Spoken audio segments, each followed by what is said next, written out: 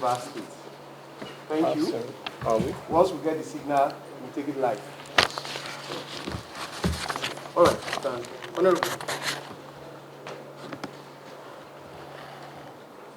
Okay. I'm Muslim. Muslim. Okay. Welcome them. Okay.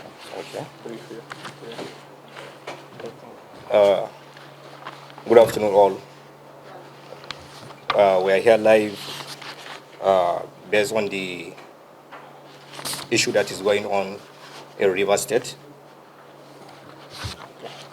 Thank you very much. Thank you, gentlemen of the press, and great to have you guys within a short period of time. And we apologize for starting late. We're supposed to roll by 3 p.m. We apologize for that. We are here in reaction to the judgment that has just been delivered in Rivers State by the appeal court, and to clear some of the misgiving and propaganda that is flying around. The summary and implication of what happened today is that the Pro-Wike 27 sacked lawmakers remain sacked. Their seat remains vacant, as appeal court didn't decide on the legality of their decampment and declaration of their seat vacant. Appeal court didn't today void the declaration. They did not void the declaration of the seat of the 27 Pro-Wike lawmakers. Now, I need to take you people a little bit back. The subject matter before the appeal court that was decided was mainly on issue of jurisdiction on the interlocutory injunction that was obtained by the Speaker of the Rivers State House of Assembly, Okejumbo. And the appeal court feels in its wisdom that issues surrounding the government, that the right court that have jurisdiction is the Federal High Court. And on that side, he set aside the proceedings of the Rivers State House of Assembly.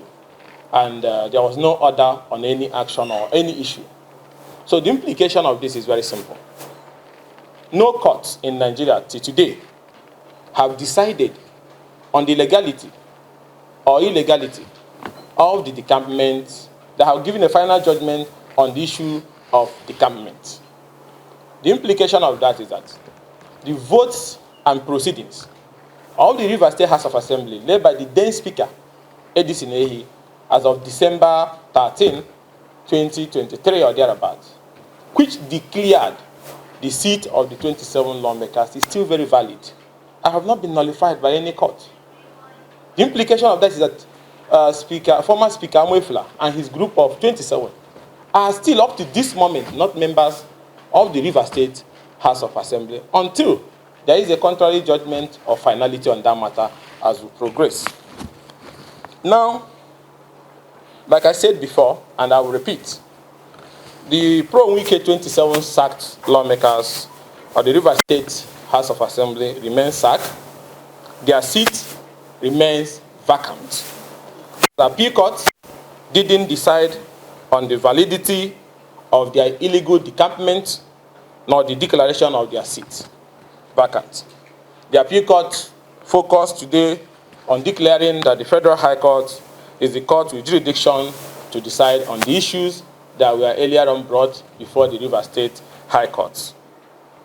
The former Speaker, Edison Ehi, and led House of Assembly then, and the vote and proceedings that declared the seat of the 27 lawmakers vacant is still valid, and is a subject of pending litigation in different federal high courts.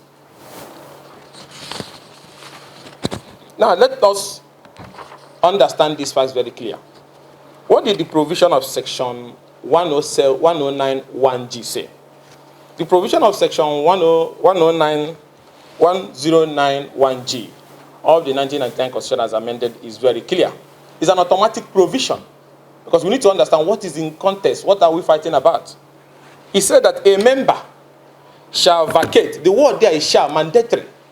Is a clause that is activates itself that a member shall vacate his seat in the House of Assembly if, being a person whose election to the House of Assembly was sponsored by a political party, he becomes a member of another political party before the expiration of the period for which that House was elected. Is this confusing? Is it difficult? So the very moment that those 27 group of lawmakers, with their own mouth, say they have left the People's Democratic Party and joined another political party, without fulfilling the provision of 1091G, where he said, provided that his membership of the latter political party is not as a result of a division in the political party of which he was previously a member, or of a merger of two or more political parties, or factions by one of which was previously sponsored. So, at the moment they left, there was no merger. At the moment they left, there was no division. So that very moment you left, your seat automatically became vacant, because it was very clear that that seat, a member shall vacate his seat in the House, being a person whose election to the House of Assembly was sponsored by a political party. He becomes a member of another political party before the expiration of the period for which that House was elected. So the 27 of them were not members of that assembly. And what was left in that assembly was what was then led by ADC Nehi, which sat and also had a proceedings on December 13, 2023, and declared those seats vacant. That declaration is still valid and have not been voided by any court. Today's judgment was on the issue of jurisdiction on the interlocutory order of the ongoing proceedings in the Rivers State High Court. That has not returned anybody as a lawmaker. Because if somebody is trying or thinking that he can use this to start causing commotion, I will urge the Rivers people to stand firm and resist that person. Now, it's very important I draw your attention to this also. That going by the letter that was written to INEC then, which was very clear, he said, notice of vacancies in the Rivers State House of Assembly, portion to section 1091G and 2 of the Constitution of the Federal Republic of Nigeria, and request for conduct of fresh election in the 25 state constituency in the Rivers State House of Assembly. I write to formally bring to your notice vacancies in the seat of the underlisted constituency and membership, portion to section 1091G of the Constitution.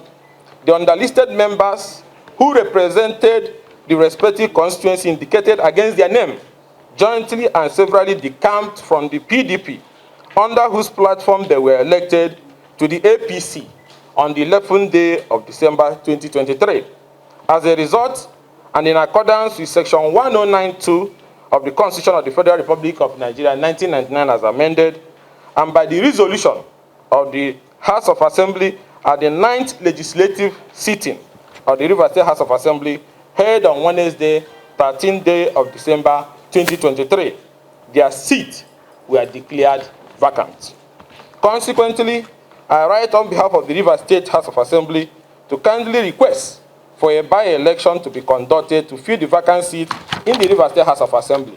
The vacant seat and former members are Tony Williams Queen Owa, Ahoda East, Honorable Abe Peter Enemenye, the Gema State Constituency, John Dominic Derima, Abu Odua State Constituency, Jack Major, Akukotoro State Constituency, Honorable Christopher Andoni State Constituency, Honorable Tekari Wellington, Asori Toro State Constituency, George Eneni Abo, Asori Toro State Constituency 2, Honorable Isaiah Akukotoro State Constituency 2, Honorable Igwe Ofoji Eleme State Constituency, Emeji Justina, Emoha State Constituency, Onwuka Obenechi, Eche State Constituency 1, Nwankwo Chimeze Christian, Eche State Constituency 2, Moa Dumel, Gokona State Constituency, Honorable Lemchi, Ikwere State Constituency, Honorable Bali, Kana State Constituency 1, Honorable Amewula Martins Chike, Obiakpo State Constituency 1, Honorable Amadi Emily Lucky, Obiakpo State Constituency 2, Honorable Nwabochi Franklin Uchenna, Ogbua Egbema Andoni State Constituency 1, Honorable Ezeko Nkenjiki Ijeoma, Ogba Egbema Andoni State Constituency 2, Honorable David Okobiri Arnold, Ogo Bolo State Constituency, Honorable Nwankwo Sylvanus Enyinna, Omuma State Constituency, Honorable 4G Gerard, Oyibo State Constituency, Honorable Mwami Solomon, Port Harcourt State Constituency 1, Honorable Akwara Azaro, Port Harcourt State Constituency 3, Honorable Bernard Beredimwe, Tai State Constituency. Attach are copies of the audios, visual, and print evidence of their defection. Signed, Honorable Imo-Ugochinyere Edison, then Speaker of the Rivers State House of Assembly. Now, the point I was trying to make by bringing this to your attention, this was communicated to INEC for the conduct of by-election, even though it's still surprising to us why INEC have not proceeded to conduct the by-election, because there is no judgment anywhere in Nigeria forbidding that. And also, I will draw your attention to the votes and proceedings of the 90th Legislative Day, being Wednesday, 13 December 2023, where the House adopted the vote and proceedings that declared the seat vacant. What point are we trying to make? That the seat of the 27 lawmakers have been declared vacant, and there's no judgment that have quashed that declaration of those seats vacant, and there's no court anywhere in Nigeria that have decided that they are cross-carpeting from PDP at the time there was no division to APC is legal. And let us be mindful of the conversation we're having in the public space. Are we now saying, because of the vaulting ambition of one man, that our constitutional democracy and constitutional march should be retarded? That somebody is fighting, and because of his desperation, he gets some young men in the House of Assembly to jump into another political party when there was no division, in their desperate way to force Fubara out of office unconstitutionally. And suddenly they realize the stupidity in their action. And then suddenly they are running around all courts in Nigeria, so that our court will say what? Our court will void those provisions of our constitution. Is that going to be a progress? That lawmakers can jump ship at any time they like and then remain in office, even when there's no prevailing need or reason for that. That is what we are fighting for. That is what this matter is all about. An attempt to undermine our constitutional march. And these are the things that led to crisis, if you remember, those days, both in the Western Regional House of Assembly, so that even led to a crisis and military coup. This commotion, when people see simple truth, did they not decamp? Yes, they decamp.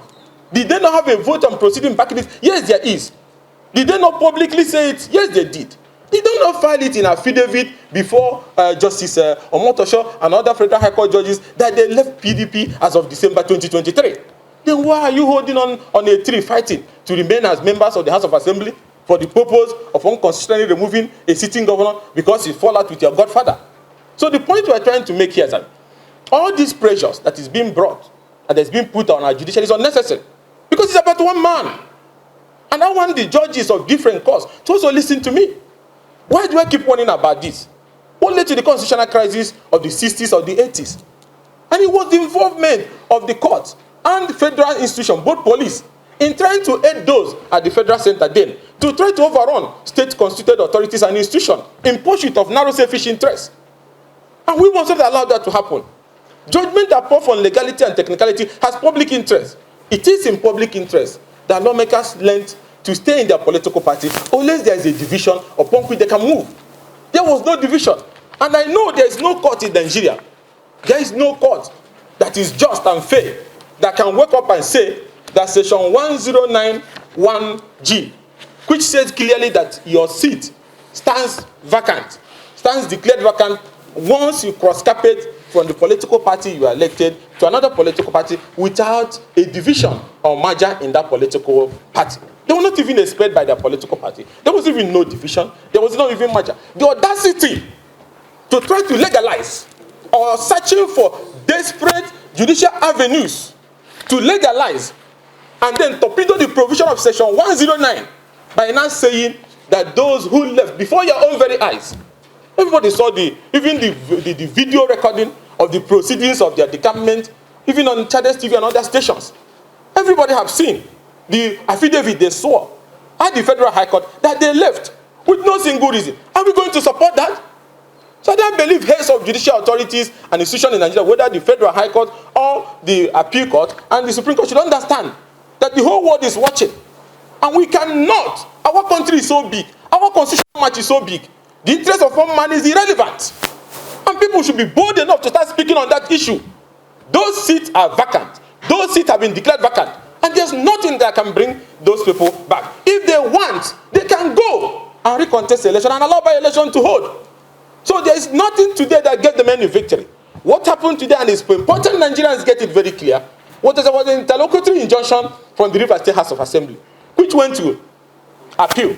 Even though we disagree by the interpretation that the appeal court gave today, but as constitutionalists and law-abiding people, we accept.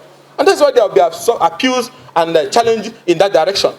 But what happened today was an interlocutory application, an injunction, not even a judgment, an interlocutory application granted by Justice Wali also at the Rivers State House of Assembly, which came on appeal even when they were not party. They were joined, and then the court now said he's setting it aside, and that the court have no jurisdiction. That was all. How does that got to do with the fact that as of December 13, 2023, the seat of these pro-Wike lawmakers have been declared vacant? What has it got to do with the fact that those vote and proceedings have been legalized, and also communication made to INEC when Edis Inehi then was speaker? So, okay, Jumbo remains the Speaker of the Rivers State House of Assembly until there is a final judgment of either a Federal High Court, Appeal Court, or to Supreme Court that rules otherwise. When we get to that Supreme Court, then we'll accept that. But right now, these lawmakers are not members of the Rivers State House of Assembly, and there's no judgment. And I repeat, no judgment anywhere that have declared them so. And there's no judgment anywhere that have legalized their illegal decamment from the PDP into the APC. These are, even with affidavit, don't we have shape? Even with affidavit that they have left, even when they were doing division, even with the video proceeding, they are still fighting because one man somewhere wants them to fight. Are we all going to run away because of somebody's interest? The other day, when the news broke out of plan to frame some of us for murder, rape, and terrorism using the police because we are speaking truth to power and saying the right thing. But what I'm saying is that we cannot continue to keep quiet. Constitutional crisis over time has led to collapse of our democracy. So all these crises and all this pressure that are putting on judiciary to interpret what is clear to all of you. Section 109, 1G is automatic. It goes into effect. At the very moment you move when there was no division, you can go to court and prove that there was a division. They are not doing that. There's no judgment or ruling in that aspect. And they want them to do what? And also it's important, before I see what some people are saying, those local government chairmen who were hoping on the issue ruling on the interlocutory, your seats have expired. And what do I mean? You were elected for a 3-year tenure. Your 3 years, take it. You can like me, you can hate me. 3 years tenure have expired. Is that not right? Can you, in the middle of the game, few midnight to your expiration, you say you have made the law that say you can remain in office forever? Are you Mobutu Seseko? Are you Indian Amin of Uganda? Why will you do that? And where has that ever happened before? So, at the midnight their tenure expired, there was no any resolution, even from their disbanded House of Assembly, or there was no swearing in by any magistrate or judge as they were planning. Their tenure have expired completely. And there was no decision of any court or any other. And there cannot be anyone for somebody to finish his tenure and continue to remain in office. And then the local government caretaker people emerge. An election have been fixed by River State resident local election authority. So the electoral process is in the process. All political parties are participating. So they are not going back. And I want to call on the IG. If there's any of your men still remaining in any of the local government headquarters in River State, remove them. It's unconstitutional. What are they doing there? Are you trying to keep somebody whose tenure have expired in office? So if the Inspector General of Police have not moved anybody that is in that local government, unless it's there for the purpose of helping the local government administration that is there to do their work, but is there to stop people from entering the council, it's unconstitutional. That will be taking us back to the crisis of the Western House of Assembly and what the police did that led to constitutional crisis.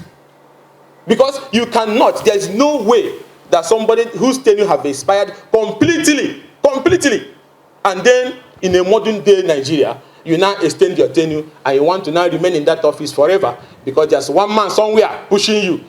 Is his father the one that founded our democracy? So I will call on the police. If your men are still there, remove them.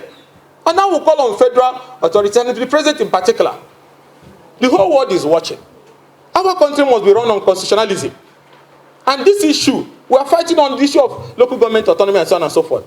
And they are here, and people are keeping quiet, that people can start amending law. That's what it means that a state house of assembly can also amend law and say governors can stay in office for extra 2-4 years. Will you accept that? Or we can make a law here that the president can stay forever in the middle of, mean that to the expiration of his tenure. You can only find that this kind of nonsense conversation in Paul Biya's Cameroon, or Nkurunziza's Burundi, or Mobutu Seko's Zaire. Not in a modern day Nigeria. And somebody needs to tell them. So the point we're trying to make is that those pro-Wike lawmakers' seat remains vacant. The vote and proceedings of December 13, 2020 have not been voted by any court, and there's no court, including the appeal court, that have declared that those who illegally left their political party at a time there was no division did the right thing. Is there any such judgment? So why are they trying to misinform the public with propaganda to achieve what? And I want to call on people of Rivers State, like they did when the tenure of the local government chairman expired in June 17th. And they got the intelligence that they have carried some magistrates, I don't know whether from Nasarawa, in buses, to come and conduct an illegal swearing in early in the morning. And the people trooped out and defended their government and their council. I want you also to be on alert. I want Rivers people to be anybody that tries to ride on these misinformations and wants to obstruct the will of constitutional governance, or try to bring in former lawmakers who are no longer lawmakers to continue to undermine constitutional governance and peace and stability. Defend your state. Defend your state. That is recognized under our constitutional laws. And I will call on the president to call those who are parading to be supporting them. They are not supporting you. Forget all the drama. They are looking for political relevance. They are seeking for political structures. They are seeking for control of state resources, hiding under your name. And if any federal authority agency is heading them because they are supporting the president, you can now go with two bazooka in your hand to seize the key to Rivers resources. I pity you. So the president has been a Democrat, fought in the Nedeco, and fought in those days. And those who are his leaders has fought even in those struggles in the 60s and 80s against this kind of situations. Let me say this clearly. Nigeria is at a tipping moment. We have economic challenges. We have FS challenges. We have even food challenges. The citizens are so hungry and angry.